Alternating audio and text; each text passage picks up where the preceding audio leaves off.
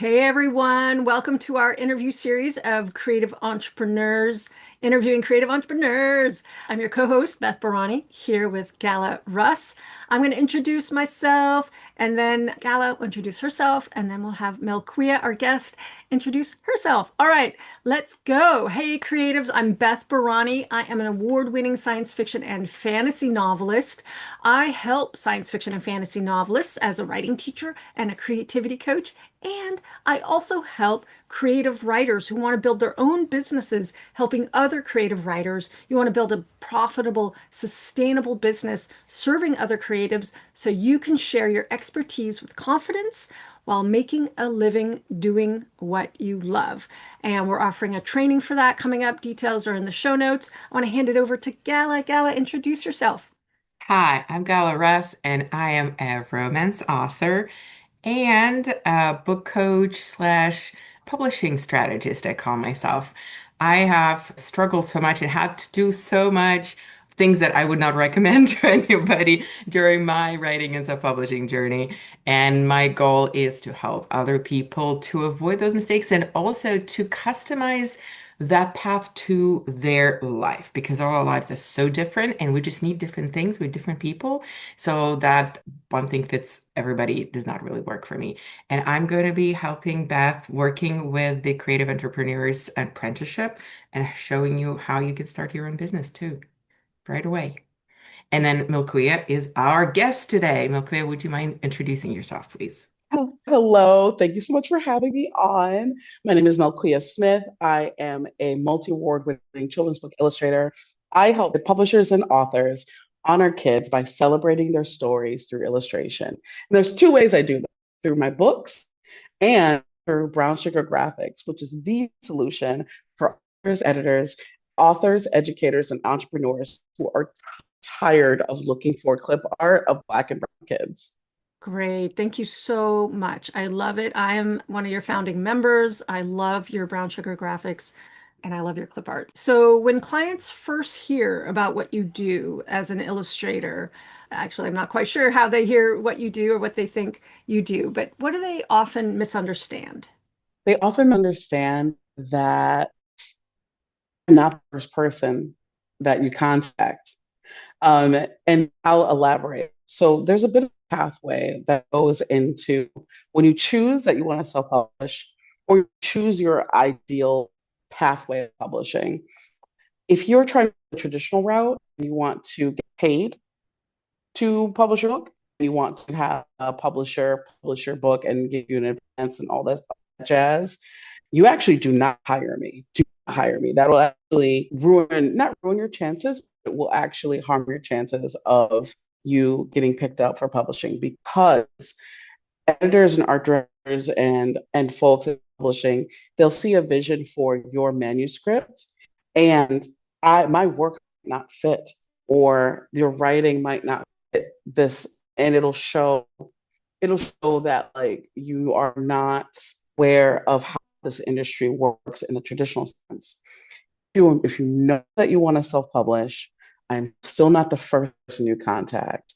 You actually have a written manuscript that has been seen by different eyes. And those different eyes also include a developmental editor.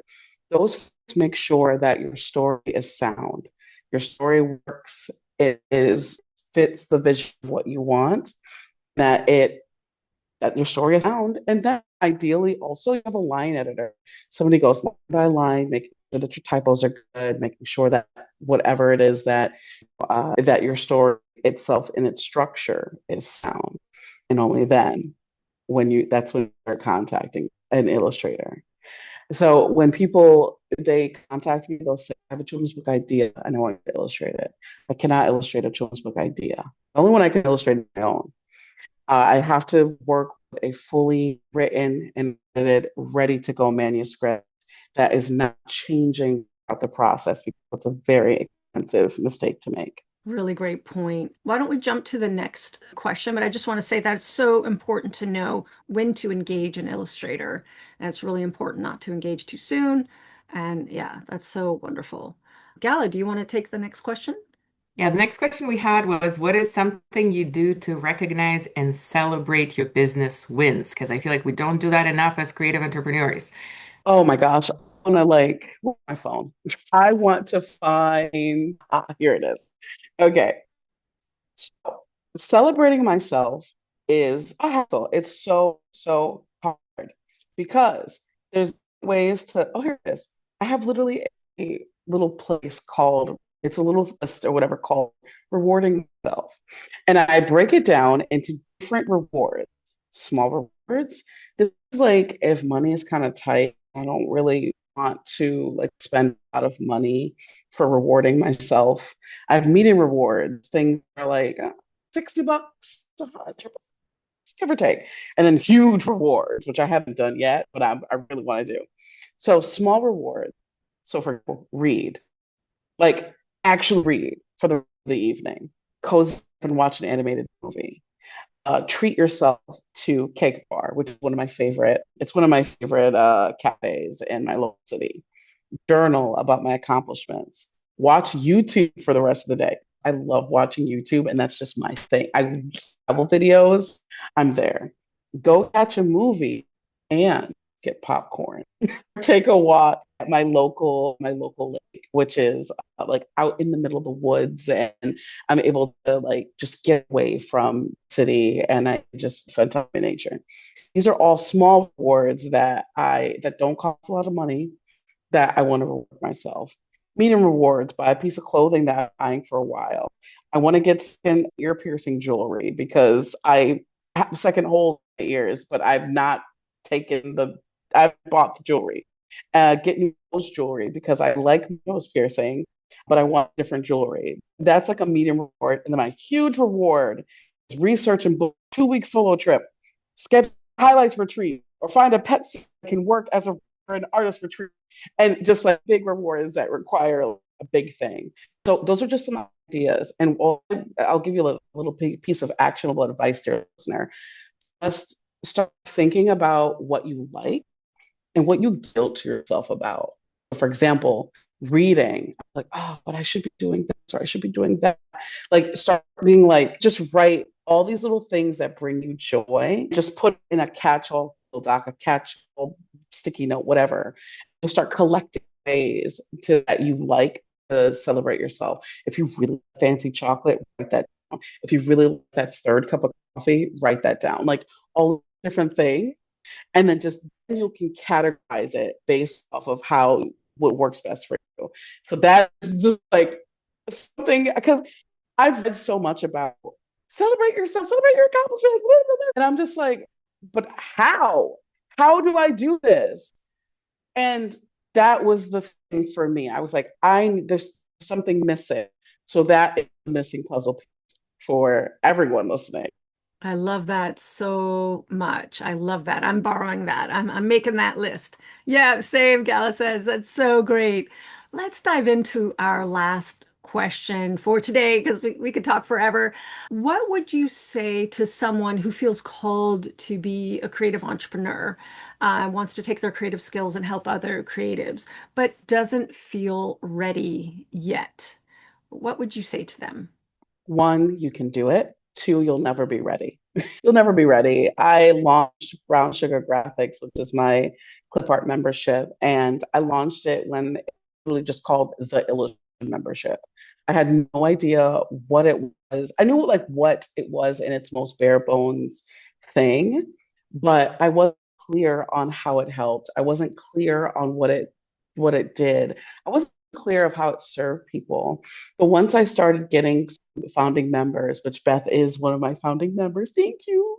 I started asking people, why did you say yes? What made you say yes? What made you join? What do you hope to get out of this membership? And my members, my founding, before I was even ready, and I even told them, don't have all the answers. I'm an illustrator and I'm trying to serve you as an entrepreneur, you as a parent, you as an educator. I don't actually have my toes and I don't have my feet buried in this world, but you do. I'm going to use my skills to serve you and need your help. And so it's that transparency and also realizing that you don't have all the answers. You're not the sage on the stage. You're the guy on the side. You're going to be helping these, and you're here for serving them, and they're going to tell you what they want. And you just build it alongside with them. You're going to be inviting them into building something that's bigger than the both of you. And it's okay if you don't have it all to put together. Even if you have three people that are like, I believe in you, I believe in your mission, I believe in what you got going on, even if it's for free, just to start it off, that's going to start building and it's going to compound. Because once you sell it once, or once you got one client, you can scale up to as many as you need. Oh, that's so wonderful, Melquea. I know that we could totally talk for hours. I think you have so much to offer our community and the greater artist community at large. But we're going to have to wrap it up here for today. I just want to say thank you so much, and I'm really glad that we got to talk with you today. Thank you Thank you so so very much. much. Thank you. Thank you so much for having me. Thank you.